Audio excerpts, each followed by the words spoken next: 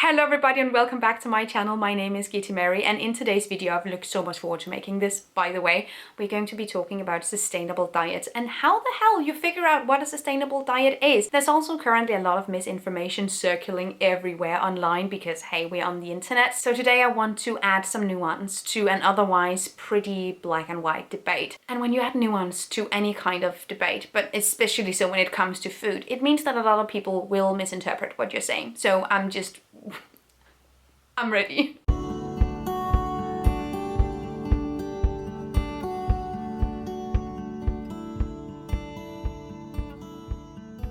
Food is not only nourishment, it's also this form of expression and self-identity. I really love food, but I also want to consume my food in the most sustainable way possible. So in today's video, let's go over some of the typical questions on nuances or aspects of sustainable diets, and let's look at some of the facts. Of course, a sustainable diet is not only about reducing environmental impact, that's a pretty big part of it, but it's about reducing environmental impact while still getting all the nutrients you need. Otherwise, I would just eat ocean plastic and call it a day. But you can't really do that because it's important to get multiple types of food from multiple different types of food groups, and you can achieve all of that by eating a balanced diet. However, and I say this in a lot of the what I eat in a day videos as well, I supplement, and I've done that for years. I think it's really helpful and a brilliant idea no matter what diet you have. And that leads me to today's sponsor. This video is sponsored by Ritual. Supplements can be beneficial for everybody, no matter your diet. I tend to rely a little bit more on supplements during this time of year, and I've been using the Essential for Women 18+, and it's brilliant. This supplement contains a good mix of some of the stuff that I need, like vitamin D or vitamin E, B12, omega-3, iron, magnesium, and a lot more. And Ritual is doing something with their supplements that I have very rarely seen. Their ingredients are transparent and traceable and third-party tested. Of course, they share their key ingredients so you know exactly what you're putting in your body, and the capsules are also very easy on the stomach, which I really appreciate. They also publish lists of sources, suppliers, and the studies that's done behind all those ingredients. It's also USP certified, which is a third-party certification system that sets the highest bar. I mean it, less than 1% of supplements get this certification. I prefer my supplements like I prefer my diet. Low impact and science-backed. Ritual is offering you all 25% off during your first month. Scan my QR code on screen or visit ritual.com/GittyMaryJohansson to start today.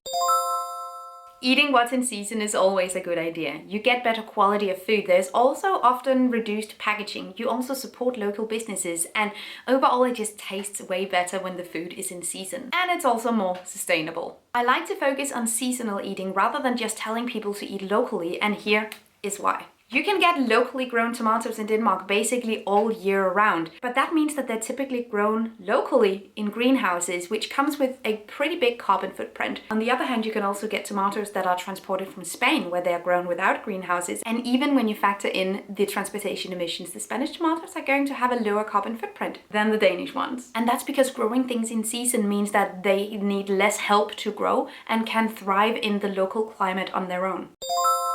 Now, every time we talk about sustainable food and how to have a sustainable diet, there's always going to be a massive elephant in the room. Or a cow, or a chicken, or a pig. I have followed a plant-based diet for around 8 years soon. Christ. And it was definitely not an easy overnight transition. It took a long time, and I think that's also okay. Now, I think whenever we talk about sustainable diets, it doesn't make sense to not talk about meat and dairy, but I also don't think everybody on earth needs to go vegan. And that's also impossible, so if that's our only goal, well, we're gonna be unsuccessful. Not everybody can, and not everybody has to go vegan to secure a sustainable food system and a sustainable diet. But it doesn't make sense to not talk about meat and dairy. Whenever I do talk about this, I often see two camps. I either see 100% vegan for life, or I eat meat with every meal. That is painting with the widest brush of all time. There's a huge spectrum here. And honestly, one of the things I love about the community on this channel is that I often see people talking about in the comments whenever we talk about food, how they have taken some things and they've adjusted in different ways, but they're all making it their own, which I think is fantastic. Because there is a huge spectrum, and it doesn't have to be either 100% vegan for life or eating meat with every meal, because no one needs to eat meat every single day. But many consumers do because it's so easily and readily available. Many would also argue that meat is less expensive than many processed, plant-based meat alternatives. And in some cases, that's also true. But meat prices are kept artificially down by government funding, by lobbyists, and by industrial animal ag. We're not actually paying the actual price for our meat and dairy. Now, looking into plant-based foods is beneficial for everybody because there's plenty of plant-based protein sources. We have lentils, beans, peas, soy. We have nuts and seeds. We have quinoa. We have tempeh. We have miso and good old seitan. Some of these plant-based protein sources have about the same amount of protein as meat, and seitan has more than twice the amount of several types of meat. 75 grams per 100 grams, baby. When we're looking at the environmental impact, there are many benefits to choosing more plant-based foods overall. They require fewer resources to produce, first of all, when we compare them to animal products from industrialized animal ag, which is the type of meat the majority of consumers today are consuming, which is why that's what we're talking about. Catch your own fish or shoot your own deer, that impact environmentally so is going to be different than buying something that's been slaughtered in a slaughterhouse and brought up in an industrialized farm, etc. Obviously. The benefit of plant-based foods is that they require vastly fewer resources to produce compared to animal products on average, because it requires more water, more fertilizer, and more land to breed animals than it does to grow lentils, basically. I don't necessarily recommend that everyone changes their diet overnight. That can be quite detrimental if you don't know what you're working with, but making small changes throughout your diet can have a really big impact, like changing cow's milk for oat milk. Oats is one of the foods with the lowest carbon footprint overall. It's really easy for many people to get local. Whenever I talk about changing your diet, I often hear specifically two things. It's either I couldn't give up my Christmas roast or I'm never giving up cheese. And here's the thing, those are two things. There are so many other things that you can reduce and that you can work on. Rather than focusing on the specific aspects that you will be unsuccessful in reducing, think about all the stuff that doesn't really matter to you the same way as those two things, and then be someone who doesn't eat beef, but perhaps has a slice of cheese once in a while. Maybe you're someone who is vegetarian or plant-based all year round, but you have the Christmas roast with your family. There is this huge spectrum, and it's completely okay to make it your own. You don't have to fit into a box of a perfect vegetarian or a perfect vegan, contrary to what a lot of people are talking about whenever we talk about veganism and vegetarianism and the plant-based diet. You can actually mix and match if that's what you want. I obviously always recommend that you go all the way because goddamn, that's so cool, but not everyone can. And I think it's important to include in the conversation, but everybody can reduce. Start by reducing some of the things that you don't really care about anyway. Or if you're like me, the first thing that I did when I started to transition into a plant-based diet is that I found ways of making my favorite meals vegan. If you want inspiration for plant-based meals but don't know where to start, I've linked all my recipes down below. Now, obviously people are extremely different, and a lot of people find themselves really comfortable within a box with a label and a definition, and if that works for you, that works for you, and that's amazing. But if you're not a person that feels comfortable with an identity and a box and the community and the peers that come with that, that's also completely okay. You can mix and match. It doesn't make sense if we're talking about environmentalism, if we're talking about reducing our impact, it doesn't make sense to not look at meat and dairy specifically. We're not really getting around processed foods either, but I have sort of a bone to pick with the world. I don't like when we demonize foods. I don't like calling all processed foods bad or dirty. And technically speaking, most of our food today is processed. It's very rare that you take your vegetables from the ground and place them on the table. There is a lot of processes in between. It's cleaning processes, it's sorting, it's packaging, and all of those are technically processes. Now, what is typically meant when someone says that processed food is bad is that highly or intensely processed foods are bad, like fast food or microwave meals or powdered meals, all of these convenience products in general. And I think it's important to be cautious here as well, because not all consumers have access to fresh produce or whole foods in their diet every single day.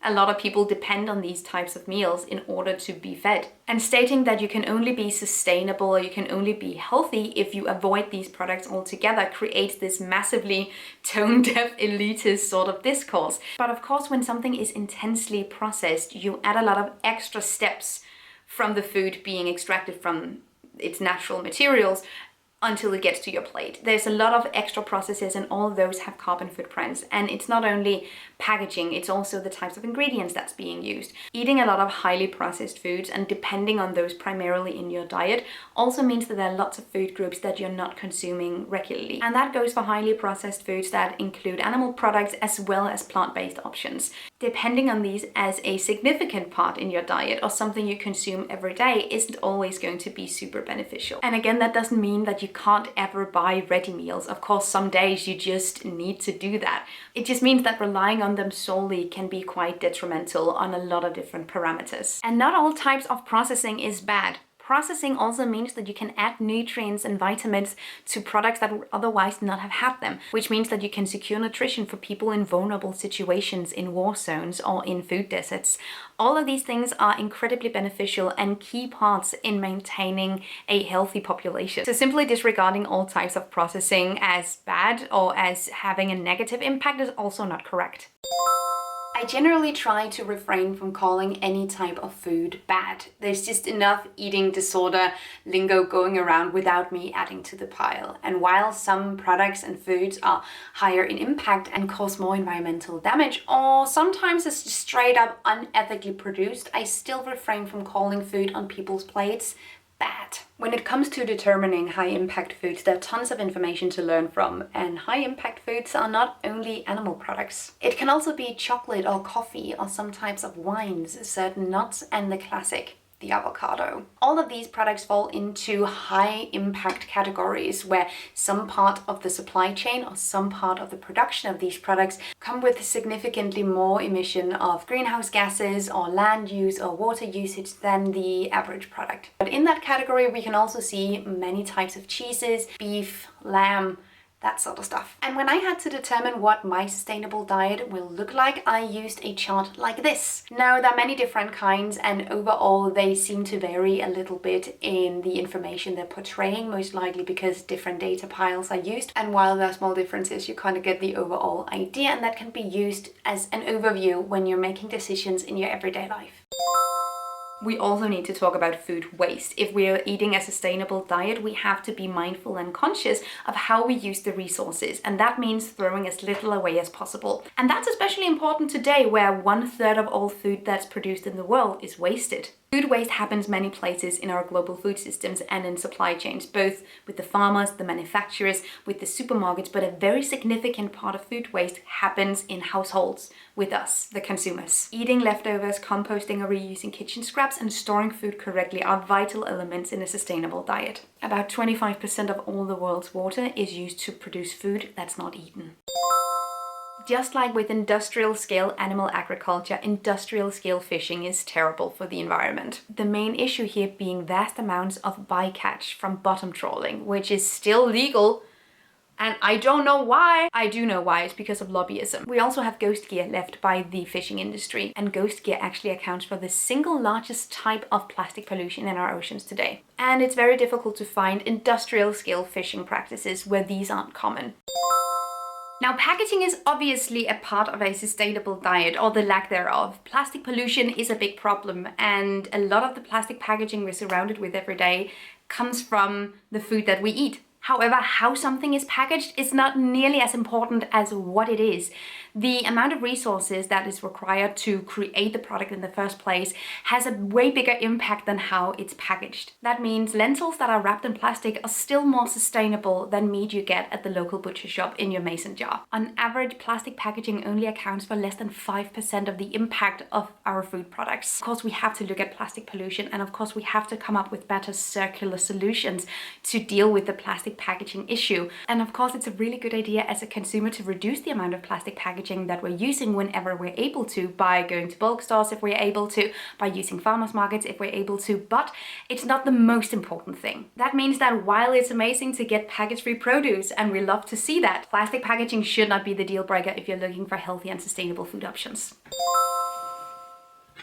I think that there are some universal truths about what a high or low impact food is, and as such there's also a universal truth as to what technically constitutes a sustainable diet. At least there are certain elements that cannot frequently be present in a diet if we're calling it sustainable. But I think that's mostly when we talk about the global food systems, when we look at what happens in day-to-day life and all the small decisions and choices that consumers have to make every single day. There is not a universal framework that works for everybody, because there are a million variations and factors that make what sustainability is, specifically when it comes to your diet, vary from person to person. And we also have to take health conditions into account, allergies, geographical location, all this kind of stuff makes what is a sustainable diet to you differ from what it might be to someone else, somewhere else in the world. I think another important aspect to consider when we determine our sustainable diet is whether or not this way of eating is something we can continue to do the rest of our lives. If we set the bar for success or our standards for ourselves too high, there is a chance we might burn out and end up going back to not thinking about the planet at all when we do our weekly shops. And I think it's also important to remember that we don't have to give up all high-impact foods altogether. But when we do buy them, we should buy less of them. We should buy better quality. We should support third-party certified manufacturers and farmers. Depending on where you are in the world, it means that it might be a good idea to cut back on certain types of foods. In my own experience, I have found that I've cut back on stuff like avocados, only getting it once in a while when I really crave guacamole from my tacos, to be honest. And only buying organic chocolate that's certified with fair trade or other certifications that make sure that people are getting paid fair wages and not, actively exploited. And what I think could be tremendously helpful is to not think about the diet that we are currently eating or lifestyle we are currently practicing in boxes. I see this often, that many people assume that vegetarian food is only for vegetarians and vegan food is only for vegans, when in fact it's really for everybody. So when we're experimenting with different types of foods and different types of dishes, it's not about giving something up. Like, you don't have to identify as anything to enjoy a plant-based meal. You can simply just have it because it's delicious. I think it's important to remember that a one-size-fits-all way of life doesn't really work when it comes to what people eat and how we live our lives and what diets we tend to pursue. Food is fun and joyous and amazing, and you can enjoy all your favorite foods in a low impact way and with low impact practices. It's just about finding the right trick that does it for you. Thank you so much for watching this video, and also a special thank you to my Patreon supporters. You guys help me create green, zero waste content, and I love you guys. You can find the links to my social media accounts down below and the link to my Patreon on this screen. Bye!